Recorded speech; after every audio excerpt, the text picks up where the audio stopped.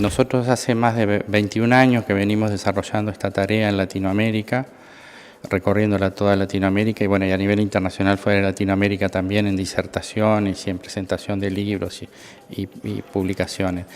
Pero específicamente comenzó esto buscando tener una información de cuáles eran los riesgos que asumía el anestesiólogo por el ejercicio de su profesión.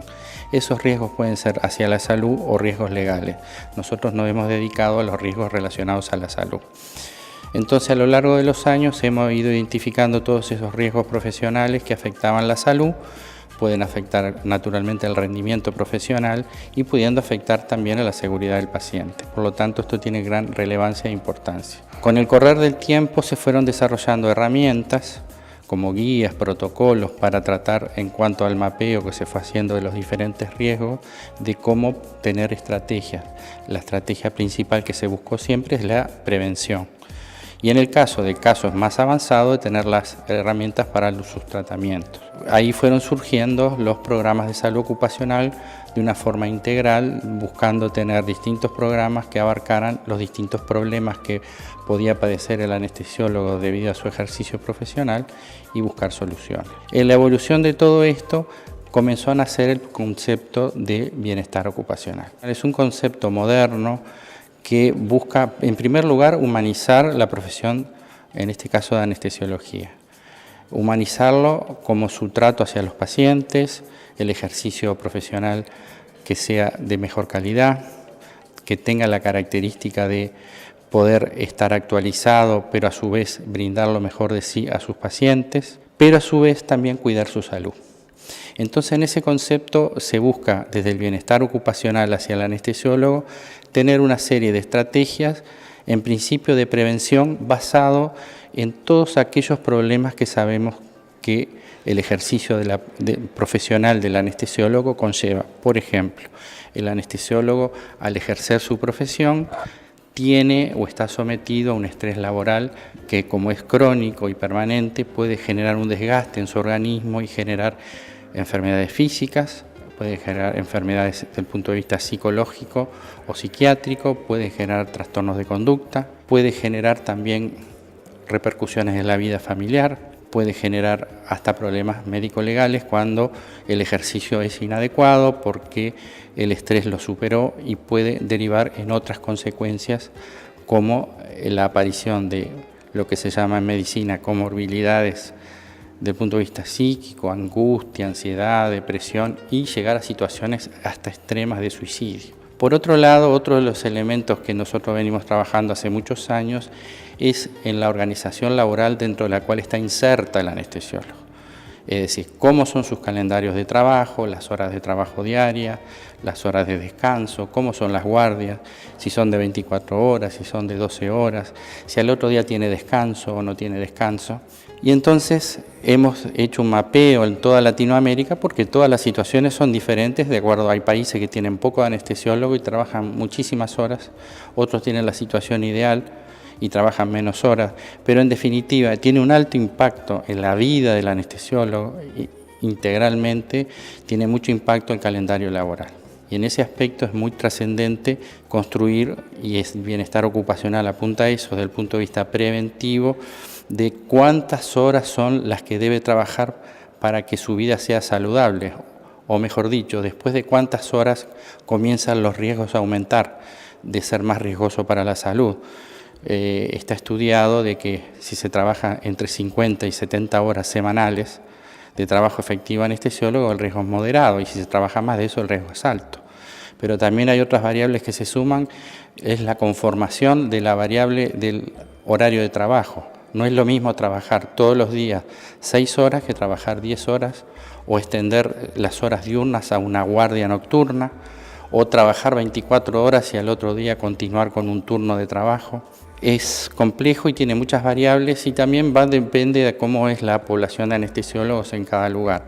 Pero el concepto que estamos trabajando es en buscar esos aspectos que sabemos que son riesgos profesionales muy importantes, trabajar en la prevención, ¿cómo? Teniendo un calendario laboral adecuado. ¿Por qué importa tanto el calendario laboral? Porque el calendario laboral, cuando es inadecuado, genera fatiga, es un círculo, esa fatiga de exceso de trabajo y falta de descanso, y ese círculo, si no lo cortamos, hace de que la fatiga puede dar problemas de salud, puede generar problemas en el rendimiento y la performance profesional. Por lo tanto, tiene mucha trascendencia. Pero también el exceso de trabajo, y sobre todo cuando es el trabajo nocturno, puede llevar a la falta de sueño, que es lo que se llama deuda de sueño, a la privación parcial o total del sueño. Cuando esto ocurre, esa deprivación del sueño genera grandes problemas sobre la salud. Una persona que trabaja en ritmos nocturnos permanentemente, si trabaja 5 años, tiene un envejecimiento de su organismo de 5 años más. Por lo tanto, nada le sale gratis al organismo con todo ese tipo de riesgos que asumimos para nuestra salud. ¿Cuál es el objetivo del bienestar ocupacional? Es buscar a través de la prevención, como ya sabemos esos temas cómo son, de que sea un calendario saludable, que pueda tener tiempo para agendas familiares, que pueda tener tiempo para el esparcimiento y el deporte o para actividades culturales. En definitiva, para todo lo que cualquier persona en su vida normal realiza. Entonces, el anestesiólogo muchas veces está bajo la presión de estar trabajando permanentemente, muchas veces y en muchos países hasta sin horarios.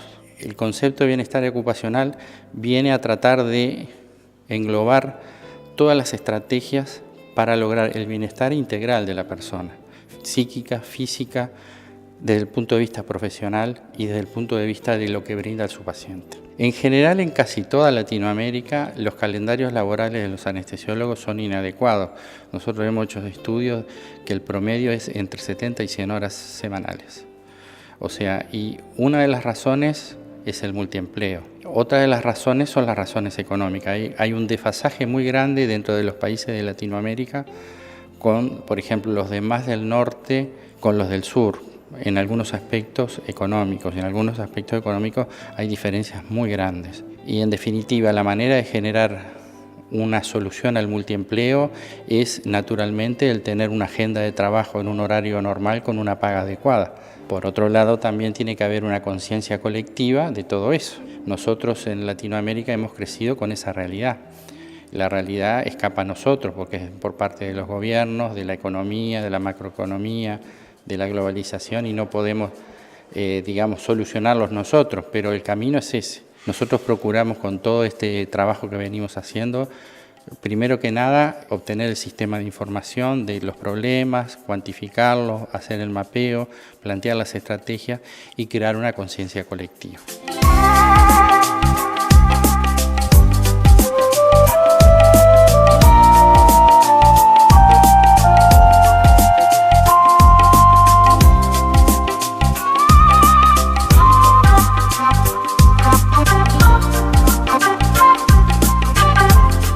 Muy contento por haber concluido el simposio. Ha superado nuestras expectativas enormemente, desde la participación, desde cómo se han brillado los expositores en función de compartir los temas, pero al mismo tiempo han tenido los participantes esos minutos para intercambiar, para contar anécdotas, para hacer preguntas, para establecer nuevos problemas, los cuales nos queda una agenda de continuidad, ¿no?, sobre próximos pasos, empezar a pensar cómo el departamento, en función de todo un trabajo intersectorial, de instituciones que están preocupadas por el tema, que al mismo tiempo han hecho algunos aportes. Creo que hoy por hoy el diagnóstico es compartido. Hay una situación que es postergada a nivel transversal, que tiene que ver con la salud en general de los trabajadores que están en el campo de la salud. Afecta desde el administrativo, que está en la boca de expendio en el primer contacto, como también al técnico, más sofisticado dentro del equipo de salud, que por ahí trabaja con máquinas. Hemos visto que trabajar hoy en un campo hospitalario o en clínicas ya de por sí tiene una cuestión de un contexto sumamente desafiante, que exige altos rendimientos, que no haya errores, la eficacia. A eso se agrega el pluriempleo para lograr una jornada acorde. A veces los recursos que se cuentan no son los más adecuados, y agregamos también las relaciones interpersonales. Entonces, en ese contexto, poder recuperar la situación de que el profesional esté a gusto con su tarea, que nosotros le decimos el bienestar ocupacional, no esperar a que haya algún tipo de psicopatología, no esperar que haya ideaciones de riesgo, ¿no? O que terminen por ahí actuándose ese riesgo latente.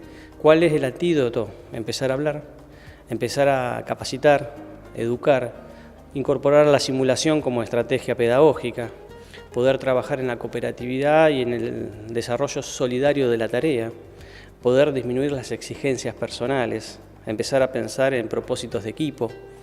Y en estas cuestiones fuimos a ir rodando con una multiplicidad de exposiciones de primer nivel y la verdad que estamos sumamente contentos de que esto se haya podido llevar a cabo y de ya, bueno, preparados para lo que sigue. Poder trabajar desde la gente que se está formando, hablo de los residentes, que también lo pensamos extensible a otras disciplinas que no sean solo en la anestesia, para pensar en la simulación como una estrategia pedagógica adecuada para enfrentarlo con la situación ansiógena, anteponerse a las emociones, trabajar con el error del otro, porque siempre se hace como una especie de post-tarea que se evalúa qué alternativas se podrían haber realizado, qué otras ideas ocurren. Y bueno, hoy tuvimos un lindo taller de, como por ejemplo, dar malas noticias.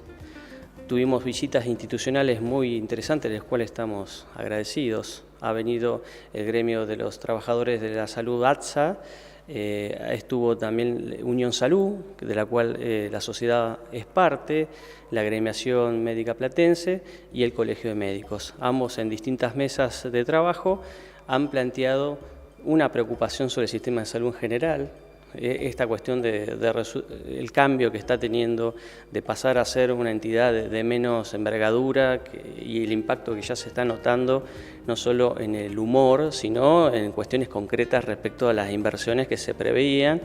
Entonces hay una sensación de cuál es el próximo embate, ¿no? Entonces, bueno, la cuestión institucional, gremial, también apareció dentro de la salud de los profesionales como una inquietud compartida, transversal, de necesidad de jerarquizarse, pero bueno, acá está la tensión de que eso pueda ser como una especie de disociación instrumental y que no afecte la calidad de trabajo, ¿no? O sea, ese es el desafío, que sabiendo que estas cosas ocurren, no perder la condición del otro, de semejante que sufriente, y poder acompañarlo en los distintos roles que tenemos en la salud. Comenzar con un camino que ha sido mucho tiempo tabú. Vemos que en el final siempre la pregunta es ¿qué hacemos cuando ocurre algo de salud mental extremo, cuando hay una conducta de riesgo? Creo que hoy podemos decir, vamos a hacer algo hacia ese camino, pero hay que levantar todos los tabiques que se han puesto desde lo económico, lo político, desde las discusiones disciplinares, para poder decir, hoy estamos trabajando no solo para que no ocurra, no tenemos como un propósito de lo negativo, sino pensar para que ocurra un desarrollo sostenible en el tiempo, saludable, que la construcción de vínculos sea realmente un espacio de contención.